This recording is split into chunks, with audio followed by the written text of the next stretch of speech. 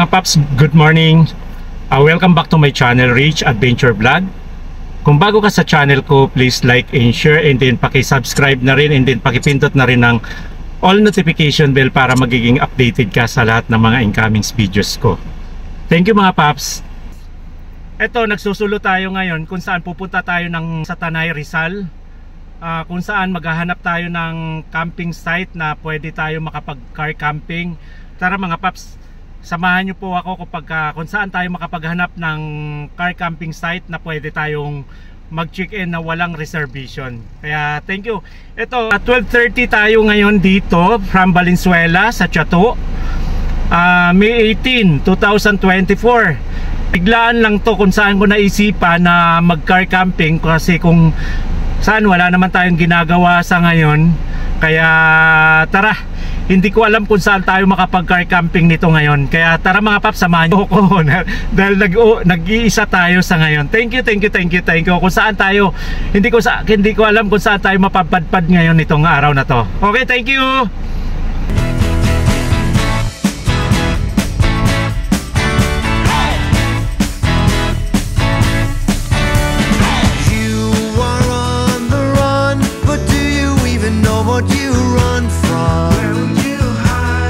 Nandito na tayo sa may loob ng Balay Andres, no? Medyo maganda rito kasi tingnan nyo, may mga kubo sila, tapos meron silang maliit na swimming pool, at saka ito isa pa sa mga kubo rito, at saka doon sa dulo mayroon pa. Kaya lang hindi natin sure dito kung makapag-check-in tayo ngayon dito or makapag-car camping tayo rito, kasi nakausap ko rito yung isa sa kanina, isa sa mga babae rito na taga rito. Tatanungin pa raw muna kung pwede, kung papayagan ako na makapag tayo rito. Hindi ko na makita kung nasaan na siya. Kasi mayroon silang bisita daw na tinatanong ako kung maliligo ba raw ako sa swimming pool. Kaya sabi ko naman, hindi naman. Yung pinaka-importante lang makakapag sit up ng car camping. Kaya hintayin natin yung babae rito na kausap ko kanina. Maganda yung campsite nila rito, kaya lang hindi ko lang alam kung saan banda rito yung mga tent camping dito. Pero may swimming pool sila, at saka may ilog sila na pwede tayo maligo rito kung magkakataon na papayagan tayo. Hinihintay ko lang yung tsaka kung magkano rito.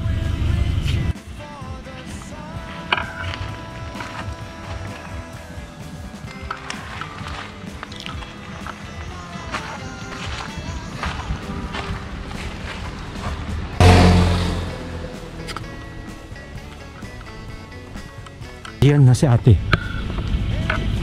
Yan, tingnan natin. Good afternoon po. Ayan, nandito na si ate. Natiyatanong. Madam, tumatanggap po ba kayo ng car camping or magte-tent camping? Kasi ang bala ko sana dun pa sa may Agos River sa Infanta. Medyo malayo na. Galing na kasi ako dyan minsan nakapag-car camping na sa Marilaki. Ngayon may nakapagturo kasi sa akin doon si kuya, yung sa tindahan. Sabi niya, itry ko raw rito, baka pwede. Mag-isa lang po ako, parang oo, magka-car camping or mag-tent camping lang ako. Okay. O yun. Pero meron gustong mag-tent lang siya, vlogger siya. Opo. Pagkantausan ng drone dito. Ayan, pinayagan tayo dito ni madam na kung saan itong kausap natin. Ito, meron silang isang swimming pool na maliit lang. Ayan, may access din sila sa ilog kung saan. Kaya lang hindi pa visible na pwede ka makapasok sa pinaka ilog kasi may lumot pa raw. Ayan, titingnan natin yung tent na lapagan, kasi mayroon silang parang pinapatungan ng tent dito na in case na umulan hindi ka mababasa rito. Ayan nga, nakikita ko nga rito. Tapos mayroon silang mga maliliit na kubo na makikita nyo rito na parang sa tingin ko good for 1 in 2 lang rito per packs. Pero mamaya titingnan natin kung ano.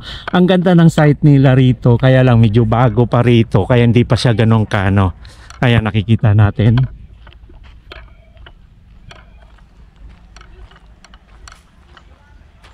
Ayan, ito. Ito mga paps. Pwede dito mag-set up ng tent na sa 300 lang daw. Para at least in case na umulan, hindi tayo nababasa rito. Yan. Kumbaga, safety ka kasi nakatungtong ka na dyan Oo. sa baka magapangan ko ng ahas. Pero dito wala namang ahas. Oo. Malinis naman ang Sanay din naman ako sa ano. Ang ganda ng site nila, mukhang bago lang oh. Kasi parang nagsisimula pa lang yung mga ano ng mga puno. Oo nga eh. Ito, kapatid ko na to. Kapatid ko siya may-ari. Okay. So magpapagawa siya ng swimming pool dyan na malaki. Okay. Pagbaba niya nito, itong katapusan ng May. Oo. Dito siya. Tapos magkakaroon ba ng access dyan kung sakaling ano? Sa ilog? Ewan ko kasi ang daan ata. Saan ba yung daan papuntang ilog? Diyan lang ito. Okay. Mayroon silang gate na papunta sa ilog mismo doon. Kaya lang hindi pa sila busy, ano na parang makakapunta ngayon doon. Kasi dati galing kami ng Marilaki. Doon may mapag-anuan tayo doon, may mapag-swimmingan. Pero ito dito kasi bago pa nga. Ayan sa kabila, mayroon din pala rito yung comfort zone. Ayan, dami palang ano rito. Camping site.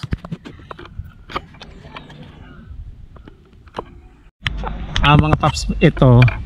Mayroon silang maliit na kubo pero hindi ko lang alam kung anong tawag to rito. Tingnan natin ha. Pinaparent din nila rito. Aba okay, ang ganda rin ha. Nasa good for 1 and 2 person lang siya. Ayan, makikita nyo. Ganda oh. Ang kagandahan lang kasi rito kapag nakaganito ka, safe ka rito. Kasi makikita nyo talagang naka-close siya. Tapos mayroon siyang kapirasong yung parang balkonahe. Ay makikita nyo. Mga magkano po din po kapag sakaling ano po yan? Yan, hindi pa yan siya tapos sir. Okay. Ano namin dyan, hanggang pag overnight, dalawang pwede dyan. Oo. Couple siya. Nasa ano siya, nasa 2,500 to 3,000 ganun. Ganon. Overnight na po yan oh. Ito eh. Kasi papaayos pa niya yan eh. Oo nga, ganda rin ha, cute. Cute siya. At saka dito, hindi mainit bandang sa gabi na malamig. Oo. Papaano pa kasi yan, kaya hindi pa siya. Ayan, mga paps, ito isang sa mga kubo na titingnan natin. Ito ay nasa 6'5", pero ang laki, ang ganda. Ito mayroon siyang pinakabalkonahe. Tapos tingnan natin sa loob yung pinakakwarto nila rito. Ito may sarili palang CR ito sa loob. Ayan, medyo ano tayo rito. Okay. Oo nga no, ganda ng ano nila, may sariling CR oh. Tsaka ito parang pwede sa 15 to no? 10 to 15 malaki masyado no. Ito mayroon silang naka-double deck. Tapos sa isang kwarto, ayan single bed lang siya pero good for ano to 2 to 3 sa lapag. At saka mayroon siyang extra na foam dito sa sala. May mga electric fan naman siya. At saka dito sa gabi naman talagang malamig naman dito kasi nasa Tanay tayo ngayon. Ang ganda oh, 6'5". Oo. Tapos ito exclusive na, parang buong ano to, temporary, ang ganda. Parang ngayon parang exclusive muna, good for one family muna rito, kaya para kasi hindi pa gawa masyadong ano to rito, hindi pa tapos. Ayan, pinagbigyan tayo, doon tayo sa pinaka ano ng isang tent tayo doon. Okay, ang ganda oh. Ito, ang ganda ng kubo rito. Nasa 10 to 15 kasya rito. Nasa 5'5" lang. Up and down siya. Ito mayroon siya sa baba na ano. Tapos tingnan natin yung sa taas dito. Ito may kwarto rito sa loob. Ang laki ah. Ang ganda oh. 5'5". Tapos mayroon siyang naka-electric fan siya. Ayan, mayroon siyang terrace dito sa loob. Sa labas.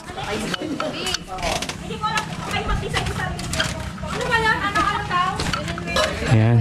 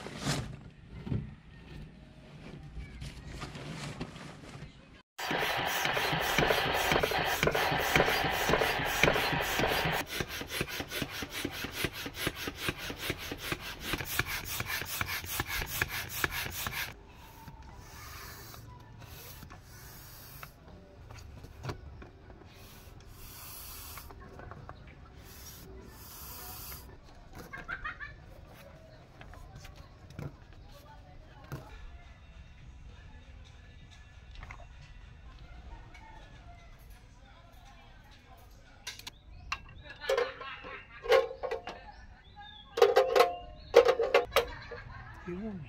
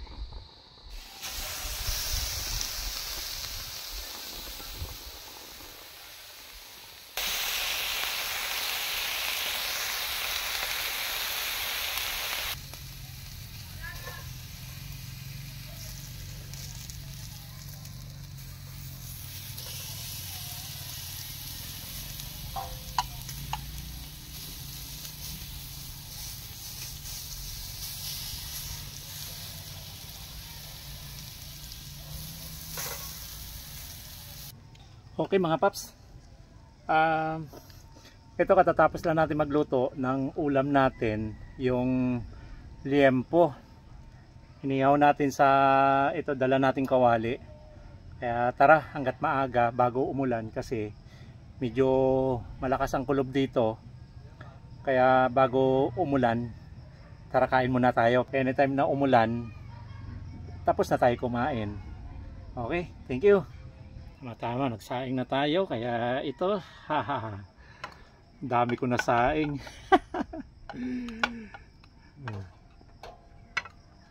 Tara mga paps, kain tayo.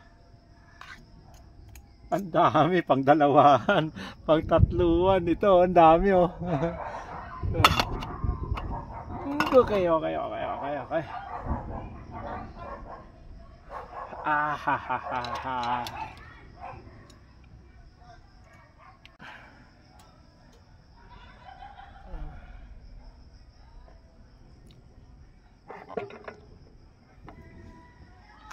Ito, nakabili tayo ng isang mangga.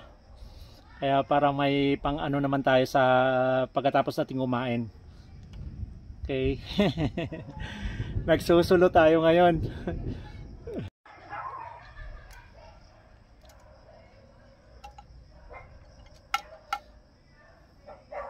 Parang gusto ko magkamay.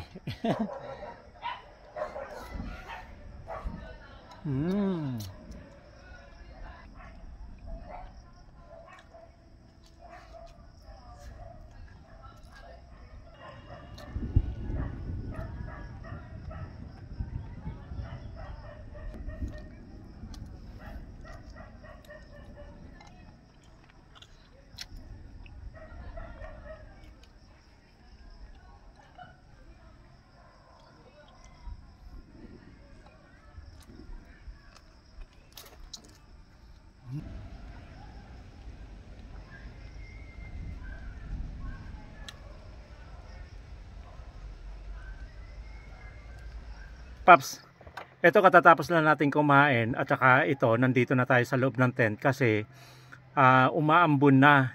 Mukhang malakas ang ulan ngayon kaya medyo inagahan ko na yung pag ano dito sa loob ng tent para in case na lumakas yung ulan, at least nandito na tayo sa pinaka loob ng tent. Kaya mga paps, thank you. Ito, good night para makapagpahinga ng maaga. para bukas ulit. Thank you.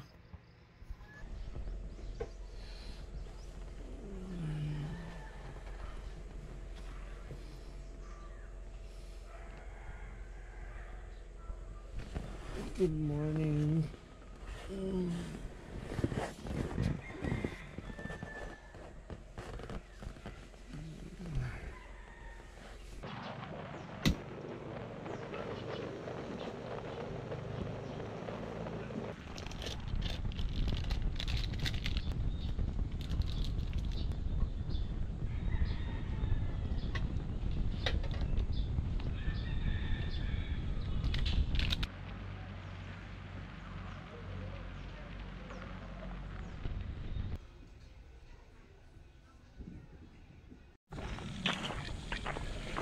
Hi mga paps, good morning.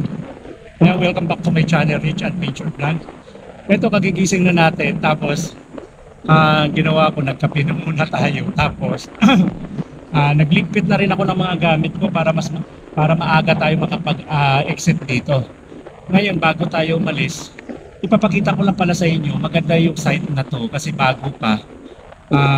Tsaka mukhang malinis naman, medyo may kalakihan din. At saka ito, meron pala silang gate na hindi pa muna binubuksan kasi nga hindi pa siya fully operational ang site na to. At ngayon, ito, yung access na to, para makapasok yung lahat ng mga sasakyan na ng camping site dito sa tent area. Ito, para makapasok, para hindi kayo mahirapan na dito na mismo sa may loob makapasok yung sasakyan para pagka nagbaba ng mga ibang gamit. Kasi sa ngayon, ang ginagawa medyo may kahirapan pa kasi doon kami muna lahat park sa labas sa may gate mismo sa harapan, kaya buhat-buhat mo po yung gamit mo para kapag makapag-ano ka rito ng tent. Kaya ganun ang ginagawa ko ngayon. Pero ito, may posibilidad kapag na fully operational na, makakapasok na yung sasakyan dito para dito mismo yung sasakyan makapagbaba kayo ng gamit. Yung entrance fee pala rito 200, pero kapag sa ngayon kasi parang mangyayari 200 siya, tapos yung mga pinag-anuhan ko ng tent dito ay 300 yan, yung sa tent pitching yan, ang bayad yan. Tapos nag-ano ako ng internet for the overnight na 55 pesos, kaya ang binayaran ko total rito nasa 655. Yun ang lahat ng binayaran ko sa kanila. Okay na rin yan for overnight, kaya na medyo nakakatipid na rin tayo, tsaka maganda naman yung site na to. Ano siya, mapuno siya pero hindi pa siya talagang malalaki yung mga ibang rito kasi nga bago pa lang ito. Papalipat. Ang amenities pala rito nila, kapag ganito pala amenities nila rito, swimming pool, at saka mayroon silang billiard, at saka pasamantala muna, pero magkakaroon daw ng malaking swimming pool dito sa lahat, pangkalahatan, para makapag additional na ng swimming pool. Kasi temporary, meron sila doon, medyo maliit lang. Kaya parang pang private lang muna.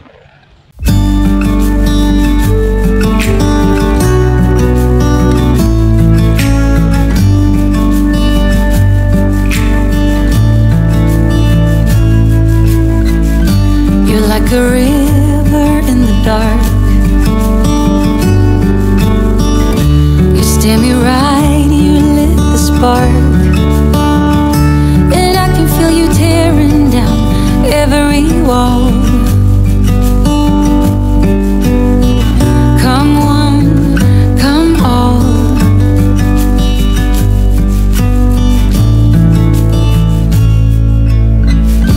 You're like an early morning breeze. Your soft red lips and gentle tease